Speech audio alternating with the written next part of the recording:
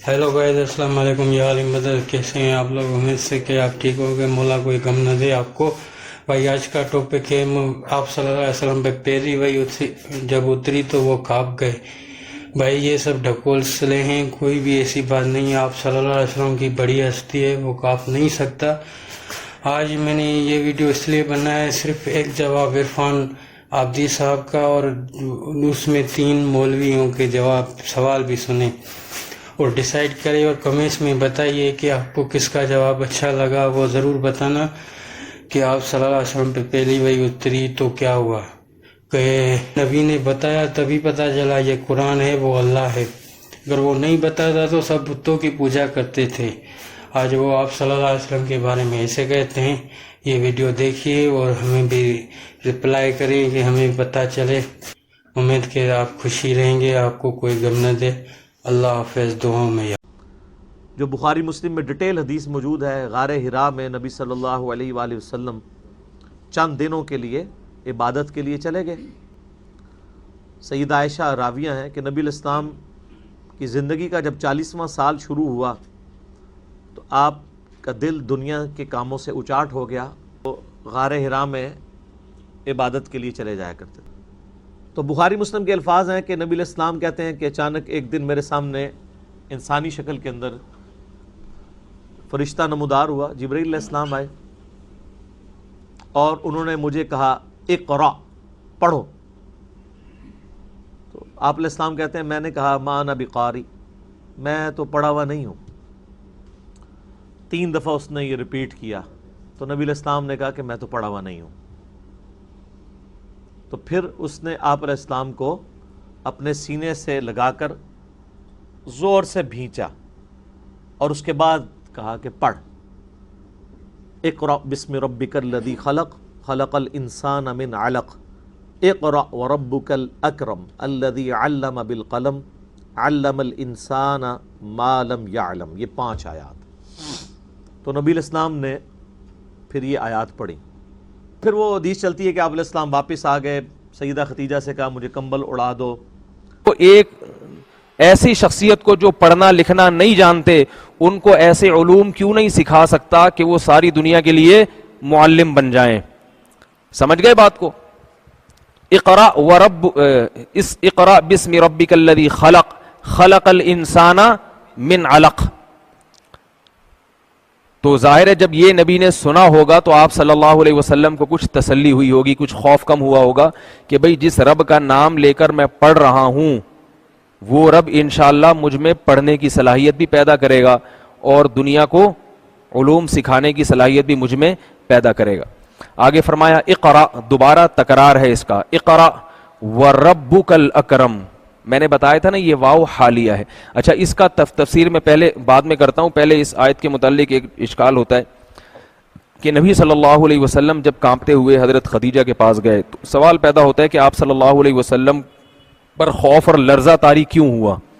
तो आप सल्लल्लाहु अलैहि वसल्लम को 100% इत्मीनान था कि ये शैतान नहीं है, फरिश्ता है, कोई मेरा दिमागी तखय्युल नहीं है, अल्लाह की तरफ से भेजा गया फरिश्ता है जिसने मुझे ये सब सिखाया, ये पढ़ाया।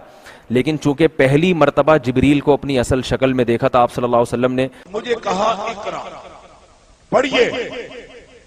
नबी अलैहिस्सलाम फरमाते हैं मा आना बिक़ारिइन, मैं नहीं पढ़ूंगा। सीधा इस तरह फरमाया मैं नहीं पढ़ूंगा। अच्छा नहीं पढ़ेंगे आप? फ़ग़त्तनी, जिब्रील अमीन ने इस तरह आपको अपने बाजुओं में लिया, फ़ग़त्तनी, और हुजूर फरमाते हैं मुझे भींचा। उर्दू में जिसे कहते हैं भींच लेना, और पंजाबी के अंदर घुटना। हुजूर फरमाते हैं जिब्रील अमीन ने दोनों बाजुओं से इस तरह मुझे घेर लिया और भींचा, मुझे पूरी ताकत के साथ दबाया। की समझ आई भाई? गत्तनी, कानून की पता इस गत्तनी विच की है। ए ओ जिब्रील अमीन ने जड़ा एक पर ला देन ते पूरी पूरी आबादी उलट देंदे। एक हुजूर नु पकड़ के पूरा टिल लांदे पे ते हदीस बुखारी दी बोल के पई आदी है जिब्रील नु साह भी चढ़ गया ते पसीना भी छुट गया। یہ جو ترجمہ میں کر رہا ہوں نا، یہ مولوی احمد علی سہارنپوری عظیم محدث ہیں، انہوں نے یہی ترجمہ اس کا کیا۔ وہ فرماتے ہیں کہ امکان اس کے اندر یہ بھی ہے کہ حضور کی طاقت انتہا کو پہنچی، حضور کو جو مشقت پہنچی وہ انتہا کو پہنچی، حضور کو ان کے دبانے سے جو تکلیف ہوئی وہ انتہا کو پہنچی، مگر یہ ترجمہ کرنا ٹھیک نہیں۔ کیوں؟ اس لیے کہ اگر حضور علیہ السلام کی طاقت انتہا کو پہنچتی اور آپ مجبور ہو جاتے تو پھر 3 دفعہ نہ دبانا پڑتا جبریل امین کو، حضور پہلی دفعہ ہی پڑھنا شروع کر دیتے، پہلی دفعہ نہیں پڑھایا، دوسری دفعہ بھی نہیں پڑھا، تیسری دفعہ بھی نہیں پڑھا۔ قرآن نے نہیں بتایا، قرآن نے تو بھائی آپ مجھے بتائیں ملت مسلمہ قرآن پر پہلے ایمان لائے یا رسول پر؟ ایمان پہلے کس پر لائے؟ ایمان رسول پر پہلے لائے نا، پہلے رسول کو رسول مانا، صادق مانا، امین مانا، سچا مانا، تب اس نے جو کچھ کہا اسے آپ نے قرآن مانا۔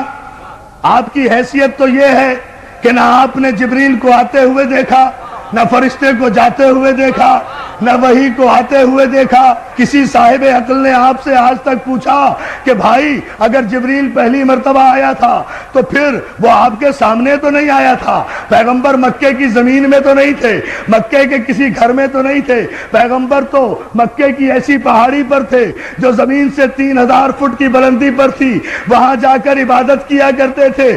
آپ ہی نے لکھا ہے، آپ ہی نے تو لکھا ہے کہ مکے کی ایک پہاڑی پر جا کر پیغمبر عبادت کیا کرتے تھے، اس پہاڑی کو ہم دیکھ کر آئے ہیں، 3000 فٹ کی بلندی پر وہ غار ہے جہاں میرا رسول جا کر عبادت کیا کرتا تھا۔ بھئی عبادت کہاں کیا کرتے تھے؟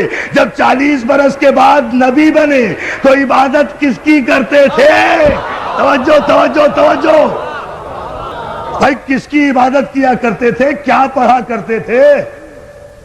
اور اگر خود کچھ اور پڑھتے تھے، ہم سے کہا الحمدللہ رب العالمین پڑھو، اللہ جانے یہ جملہ آپ غور فرمائیں گے یا نہیں؟ خود کچھ اور پڑھا کرتے تھے نماز میں، اور سارے مسلمانوں سے کہا کہ الحمدللہ رب العالمین کے بغیر کسی کی نماز ہی نہیں ہوتی، تو کیا رسول کے قانون بدلتے رہتے ہیں؟ آپ کو پتا کیسے چلا؟ یہ عبادت جو پیغمبر کیا کرتے تھے، کئی رات عبادت میں مصروف رہا کرتے تھے، آپ نے خود لکھا ساری رات عبادت کیا کرتے تھے۔ ایسے ہی میں فرشتہ، پورے مجمع کی توجہ ماشاءاللہ، ایسے میں فرشتہ آیا تو اور کوئی تیسرا تو نہیں تھا۔ جب پیغمبر عبادت کرتے تھے، بھئی جتنے بھی مسلمان ہوئے ہم سب کا احترام کرتے تھے، کرتے ہیں، کرتے رہیں گے۔ جتنے بھی مسلمان ہوئے، ظاہر ہے بڑی منزلت ہے ان عظیم المرتبہ انسانوں کی جو کافر سے مسلمان ہو گئے، ہم تسلیم کرتے ہیں، لیکن جتنے بھی کافر مسلمان ہوئے ہیں عزیزان محترم، وہ بقول آپ کے اعلان رسالت کے بعد مسلمان ہوئے ہیں نا۔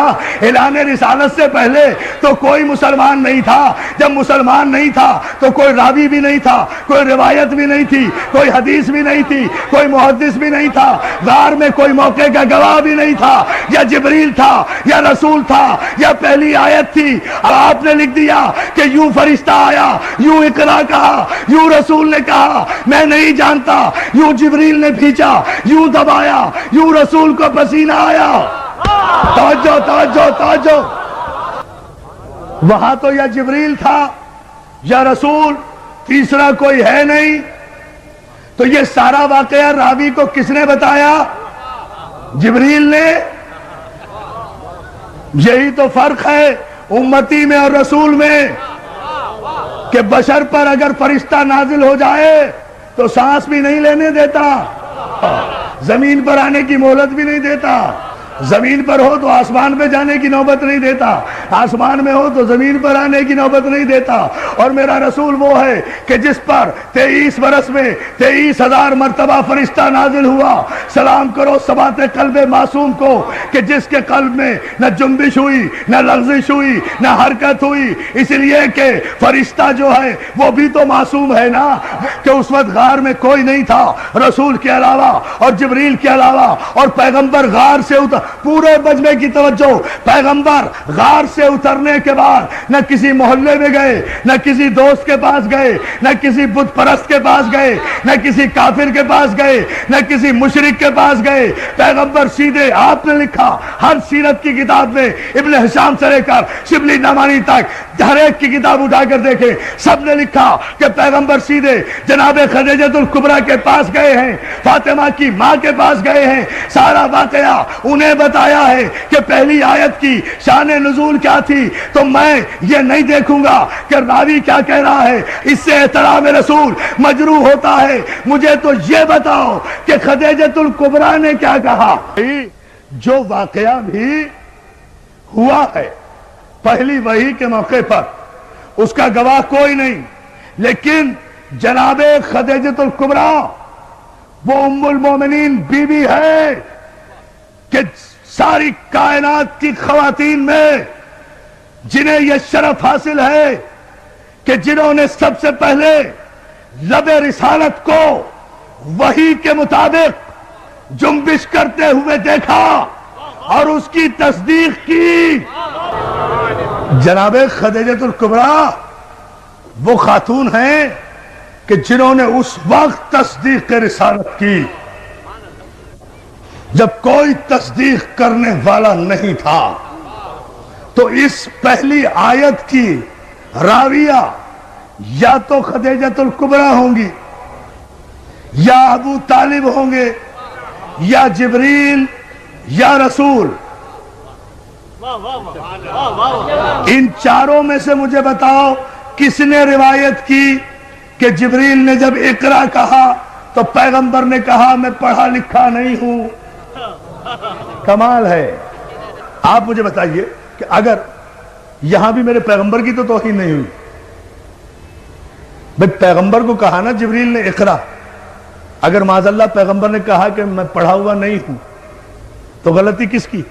بھئی مجھے پاک محرم ایسوسی ایشن کے نقی رضوی صاحب نے اور ان کے اراکین نے کہا کہ آپ نشتر پارک میں مجلس پڑھیے، انہوں نے کہا میں نے وعدہ کر لیا، میں آ کر ممبر پہ بیٹھ گیا، مجمع اتنا ماشاءاللہ سامنے ہے، اب بیٹھ کر بولتا ہی نہیں، مجمع کہہ رہا ہے مولانا پڑھیے، میں کہوں میں بھائی ان پڑھ ہوں، میں تو پڑھا ہوا نہیں ہوں، تو سارا مجمع پاک محرم کے سر ہو جائے گا نا کہ بھائی ان پڑھ کو لا کر ممبر پہ بٹھا کیوں دیا؟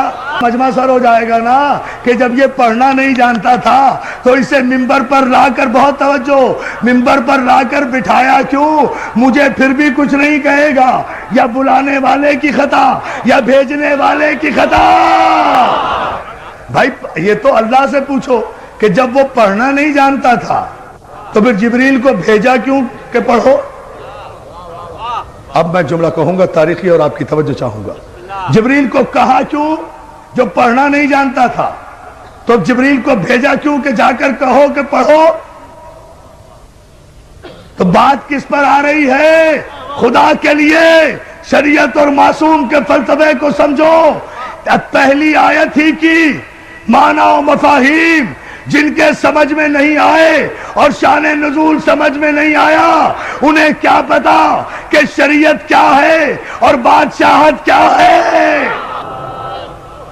ابھی تو خیر سے پہلی آیت بھی سمجھ میں نہیں آئی، سارا قرآن کہاں سے سمجھ میں لائے گا؟ اس لیے کہ پہلی آیت ہی ابھی سمجھ میں نہیں آ رہی کہ یہ کس طرح نازل ہوئی تھی، اور مجبوری بھی ہے، پیدائشی مجبوری، اس میں کوئی قصور بھی نہیں ہے، ان کا بھی کوئی قصور نہیں، ہم تو بڑے ادب کے ساتھ کہہ رہے ہیں اس میں کوئی قصور بھی نہیں۔ بات صرف اتنی ہے، مسئلہ صرف اتنا سا ہے، سمجھ لیجئے، بات واضح ہو جائے گی۔ بات میرے عزیز دوستو صرف اتنی سی ہے کہ اللہ جن معصومین اور معصوم انبیاء کی پرورش کرنے والوں کو منتخب کر لیتا ہے نا، ان کے نقش قدم کو بھی شریعت بنا دیتا ہے، ان کے نقش قدم کو بھی شریعت بنا دیتا ہے۔ مجھے بتائیے نا، کعبے میں جتنی شریعت جاری ہے نقش قدم ہے نا معصوم کا؟ یہی گفتگو چھوڑی تھی نا، کعبے میں جتنی شریعت جاری ہے، یہ سارے جتنے ارکان حج آپ کر رہے ہیں، یہ جتنی صحیح کر رہے ہیں، یہ صفا و مروہ کے درمیان جا رہے ہیں، یہ 3 شیطانوں کو پتھر مار رہے ہیں، اگر بغیر سوچے سمجھے مار رہے ہیں تو یہ پتھر آپ ہی پہ پڑ رہے ہیں۔ اور شریعت کا استحصال